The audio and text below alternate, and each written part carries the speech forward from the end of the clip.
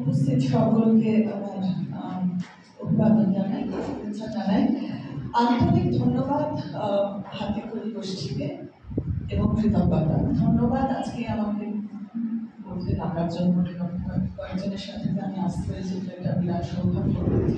আর কৃতজ্ঞতা এই সিরিজটার জন্য। ওরা দুজনও আগে বারবার বললেন, আমি একটু সংক্ষেপে বলি। এটা একটা বাংলা প্রকাশনা জগতের দিক থেকে এমন একটা কাজ হয়েছে যেটা সম্পূর্ণ আনপ্রেসিডেন্টেড, অভূতপূর্ব। এবং এর আগে এই ধরনের দুটো সিরিজ অন্তত আমার মনে পড়ছে ইতিহাস ছড়িয়ে দেওয়ার জন্য ভেবে তৈরি হয়েছিল। একটি আনন্দ পাবলিশার্স থেকে, একটি কাবিরাজ থেকে। কিন্তু দুটোর সাথে এটা যে কত বড় পার্থক্য সেগুলো একটু নেড়ে চেড়ে দেখেই বোঝা যাবে।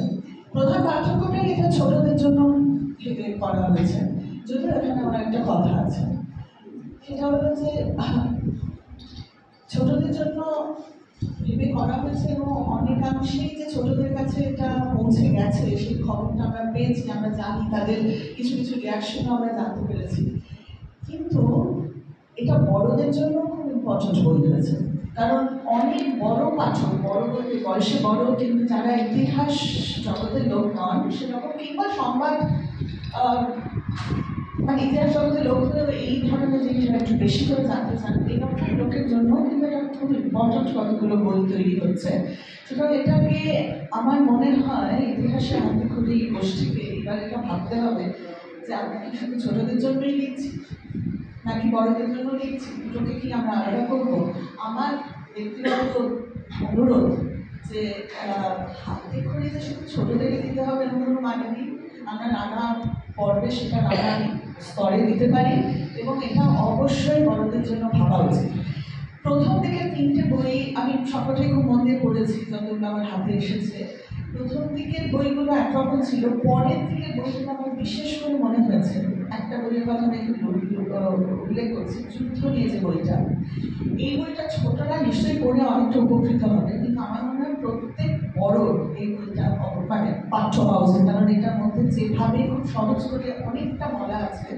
আমার মনে হয় না যারা আমরা সবসময় ইতিহাস সমাজ এভাবেই, তারাও অতটা একটা পার্সপেক্টিভটা সবসময় পাই আর কি। এটার জন্য এই বইটা খুব ইম্পর্টেন্ট। এই কথাগুলো আমি বলছি তার একটা কারণ হচ্ছে যে অচিন্তা যেমন বললেন যে এটা সেলিব্রেশন টাইম, অবশ্যই, কিন্তু অচিন্তা আরেকটা কথা বললেন যে এটার মধ্যে একটা সংক্রামক ব্যাপার আছে। সত্যি আমিও খুব একটা সংক্রামিত হয়েছে এবং আমি কয়েকদিন ধরে সময় নিয়ে ভেবে চলেছি যে পাবলিক হিস্ট্রি রাইটিং এটা আগে কীভাবে ভাবা যায় এটা নিয়ে। এবং আমি আজকে ওরা দুজন এই প্রজেক্টটার কথা অনেকটা বললেন, আমি একটু পাবলিক হিস্ট্রি রাইটিংয়ের কথা বলি এবং সেটা একটু ভাষার দিক থেকে বলি, কারণ কেন বলছি সেটা হয়তো আমি বলতে শুরু করে না, এটা বোঝা যাবে। আসলে পাবলিক হিস্ট্রি জিনিসটা আমাদের এখানে খুব সুলভ নয় এবং আমরা হয়তো দেখিনি। ঋগ্বেদ চক্রবর্তীর একটা প্রবন্ধে আছে যে আমাদের এখানে ইতিহাসে কোনো জনজীবন তৈরি হয়, ইতিহাসের জনজীবন বোধহয় প্রবন্ধটার নাম ছিল। মানে আমরা যে বিশ্ববিদ্যালয়ে যে ইতিহাসের চর্চা করি সেটা কোনো জনজীবন তৈরি হয়নি। ইন্টারেস্টিং একটা কথা, মানে একটা পাবলিক লাইফ অফ হিস্ট্রি তৈরি হয়। এবং সেটা যদি তৈরি করতে হয় তাহলে পাবলিক হিস্ট্রি রাইটিং যেতে হবে। তো এটাকে তো আমরা যে জনজীবনের ইতিহাস বললে একটু ভুল বোঝার অবকাশ থাকে, মনে হবে জনজীবনটাকে কীভাবে ইতিহাসে আনা হচ্ছে তার ইতিহাস। কিন্তু আমরা হয়তো বলতে পারি জনমুখী ইতিহাস রচনা। এবার এই জনমুখী ইতিহাস রচনার কাজটা যদি আমরা করতে চাই তাহলে ভাষার দিকটা আমার মনে হয় একটা বিরাট চ্যালেঞ্জিং। কেন বলছি কথাটা সেটা নিজের অভিজ্ঞতা একটু বলি।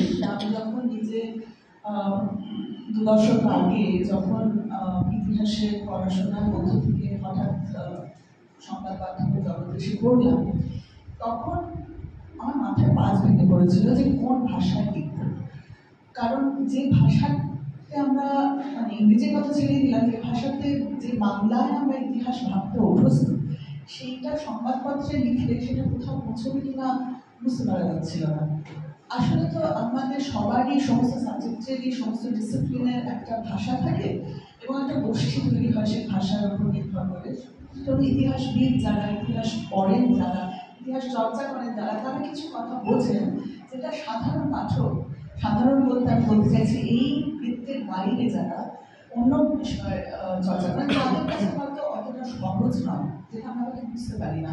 এটার মধ্যে কোনো দোষ নেই, কারণ প্রত্যেকটা সাবজেক্টের এটা হয়, কিন্তু পাবলিক হিস্ট্রি রাইটিংয়ের প্রয়োজনীয়তাটা যত বেশি, মানে পাবলিক কেমিস্ট্রি রাইটিংয়ের থেকে নিশ্চয়ই বেশি।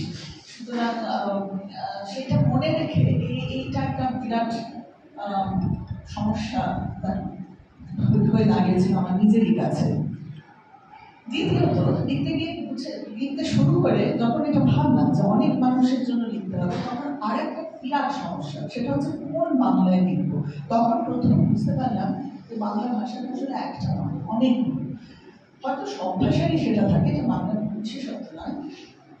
আমি অন্যান্য ভারতীয় ভাষার সাথে তুলনা করতে পারবো না, আপনারা জানি না। আমি ইংরেজির সাথে তুলনা করে বলতে পারি যে ইংরেজি ভাষাতেও এই সমস্যা নিশ্চয়ই আছে, কিন্তু কিছু মানে এক একটা ভাষার অন্তর্নিহিত যে কি করে বলবো, মানে যে ভ্যারাইটি এবং রিচনেস, সেগুলো এক এক রকমের হয়। সেজন্য আমার মনে হয় বাংলা এটা খুব বেশি রকমের রয়েছে আর কি, যে নিজের ভেতরে অনেক রকমের বাংলা, গোষ্ঠীভিত্তিক, শ্রেণীভিত্তিক, বৃত্তভিত্তিক, নানা রকমের সম্প্রদায় ভিত্তিক, এমনকি আর নানা ধরনের বাংলা। এবং সেই বাংলার মধ্যে কোথায় যে নিজেকে বাঁধবো, সেটা একটা বিরাট সমস্যার জায়গা। এবার তৃতীয় আরেকটা সমস্যা, এটা একটু বিতর্কিত হতে পারে, তাও সাহস করে বলছি, এটা হলো যে আমরা যারা, আমার মনে হয় যে বাংলায় যারা এই সমস্ত চিন্তা ভাবনা করি এবং সেই জিনিসগুলো লিখতে চাই বাংলা ভাষায়, তারা অনেক দিন ধরে, অনেক দশক ধরে এমন একটা ভাষা তৈরি করেছি, এমন একটা ভাষার বৃত্ত বলয় তৈরি করেছি, যেটাতে সাধারণ মানুষকে ইচ্ছা করে দূরে রাখা যায়, চেষ্টা করে দূরে রাখা যায়। এবং এইখানে আমার প্রধান সমস্যাটা মানে দাঁড়িয়েছিল যে এই ভাষাটার থেকে কি করে লেখাকে আলাদা করা সম্ভব।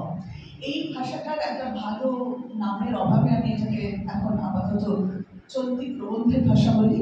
এই প্রবন্ধের ভাষার শৃঙ্খল থেকে যদি বার করতে না পারা যায়, তাহলে কিন্তু পাবলিক হিস্ট্রি অসম্ভব লেখা। এটা আমি খুব জোর দিয়ে বলতে চাই, কারণ সংবাদপত্রে অনেক বছর কাজ করার দৌলতে এই সমস্যাটা আমার প্রায় প্রত্যেক সংবাদপত্রের কথা বারবার বলছি। এটা মানে কি এই যে সংবাদপত্রের যে ইতিহাস লেখা হয়, মানে ইতিহাসের যে প্রবন্ধগুলো বেরোয়, পাবলিক হিস্ট্রি সেটা একই জিনিস। এটা আমার একটা খুব গুরুতর, মানে কাজটা শুরু করার জন্য আমার মনে হয় এটা খুব গুরুতর একটা চিন্তা। একটা একটা সংযোগ আছে, কারণ সংবাদপত্রের ভাষাগুলো তো কিছু হয় না, মানে নিউজের ভাষা যেরকম আর সম্পাদকীয় এবং প্রবন্ধের ভাষা যেরকম, তার মধ্যে একটা দূরত্ব আছে। এবারে এই যে ভাষাটা সম্পাদকীয় কিংবা ওপিনিয়ন পিসের যে ভাষা, সেই ভাষাটার সাথে ইতিহাস রচনার ভাষার একটা নৈকট্য আছে, কিন্তু তারই সঙ্গে একটা দূরত্ব আছে, এবং সেই দূরত্বটা আমার মনে হয় রক্ষা করা জরুরি। কেন সেটা একটুখানি বলি। কারণ সংবাদপত্র আমরা যখন লিখি, তখন আমরা একটা ছোট প্রাসঙ্গিক ফোকাস দিয়ে শুরু করি। এই যে ফোকাসটা, সেটাতে আমাদের বারবার ফিরে আসতে হয়, ফলে আমাদের লেখার চলনটা একরকমের হয় এবং তার জন্য ভাষাটাও একরকমের হয়। যখন আমরা একটা বিষয় খুলে লিখি, তখন কিন্তু তার চলনটাই অন্যরকম হয়। এবারে এখানে একটা দৈর্ঘ্যের প্রশ্ন আছে বইকি, কারণ আমাদের একটা ছোট পরিসরে লিখতে হয়, তার জন্য অনেক কিছু বাদ পড়ে যায়, অনেক সংক্ষেপ করতে হয়, তাতে ভাষাটা অন্যরকম হয়ে যায় এবং সেই ভাষার মধ্যে ফাঁক এবং ফাঁকি এবং ফেকের সম্ভাবনা প্রচণ্ড বেশি করে ঢুকতে থাকে আর কি সেই সময়। এবারে এই জায়গাটা থেকে আমার মনে হয় এই কারণে মিডিয়া রাইটিং এবং অবশ্যই সোশ্যাল মিডিয়া রাইটিং, তার থেকে পাবলিক হিস্ট্রি রাইটিংকে একেবারেই একটা আলাদা স্পেস হিসেবে তৈরি করা দরকার। এটা অসম্ভব প্রয়োজনীয় কাজ হয়ে পড়েছে। এখানে আমার আরেকটা জিনিস একটু যোগ করতে ইচ্ছা করছে, যে এরকম করে বললে অনেক সময় মনে হয় যে এগুলোর মধ্যে কেবলই একটা বিরোধিতা রয়েছে, যে বাইরে যে সমস্ত ইতিহাস আমরা পড়ছি মিডিয়াতে বা সোশ্যাল মিডিয়াতে, পাবলিক হিস্ট্রি বা আসল হিস্ট্রি সেটা থেকে একদম আলাদা। এইটা আমি আরেকটু যত্ন নিয়ে ভাবতে বলি, কারণ আমার মনে হয় এটা খুব পরস্পর নির্ভরতার জায়গাও আছে। একদম নিজের অভিজ্ঞতা দিয়ে বলছি যে একটা লেখা যখন কাগজে বেরোয় তখন বহু মানুষ মেসেজ করে, ইমেল করে, ফোন করে জানতে চান যে আচ্ছা একটু পড়তে চাই, কি করবো, মানে দেশ মানে জাতীয়তাবাদ এবং ধর্মের সম্পর্কটা ঠিক কি ছিল এটা নিয়ে না একটু পড়তে চাই। কোন বই আছে, কোন বই পড়বো, কোনো বই বলতে পারি না, কিন্তু বাংলায় সত্যি কথা বলতে কি এমন একটা বইও বলতে পারি না যেটাতে এটাকে সাধারণ পাঠকের কাছে পৌঁছে দেওয়া যাবে। হয় সেটা একটা নির্দিষ্ট একাডেমিক পাঠকের জন্য লেখা, অনুদিত, কিংবা কিংবা যেটা সেটা হচ্ছে যে আমরা যারা সমন্বয় এবং কি বলবো একটা শুভ বুদ্ধির উপর, শুভ বোধের উপর ভিত্তি করে ইতিহাস রচনা করার চেষ্টা করি, তারা যেমন এই কাজটা করেনি, একজনরা কিন্তু কাজটা করেছেন। তারা হচ্ছেন যারা বিভেদ এবং সংবাদ এবং বিদ্বেষে কারবার করেন, যারা সেটাতে অনেকদিন ধরে চর্চা করছেন, তারা কিন্তু খুব যত্ন করে লিখে ফেলেছেন। এবং অনলাইন এবং প্রিন্টের দিকে যদি তাকাই তাহলে আমরা দেখতেই পাবো যে দেশভাব এবং ধর্ম, জাতীয়তাবাদ কিংবা ধর্ম এই বিষয়ে প্রচুর লেখা পাওয়া যায়, যেগুলো পাবলিক হিস্ট্রি, কিন্তু আমাদের পাবলিক হিস্ট্রি আমরা লিখি। সুতরাং এটা মানে আমি বোঝাতে পারছি যে এটা কত জরুরি হয়ে গেছে এখন, যে ভার্নাকুলারে পাবলিক হিস্ট্রিটাকে তৈরি করা। এবং বাংলা সেখানে, বাংলায় আমরা আমার মনে হয় সেখানে সাংঘাতিক রকম পিছিয়ে আছি, মানে ইতিহাসের হাতে থেকে আমি একটা সংক্রামিত হয়ে একটা নতুন ধরনের আবার উৎসাহ বোধ করছি। এবারে আমরা মানে এখানে আরেকটা সমস্যা হচ্ছে যে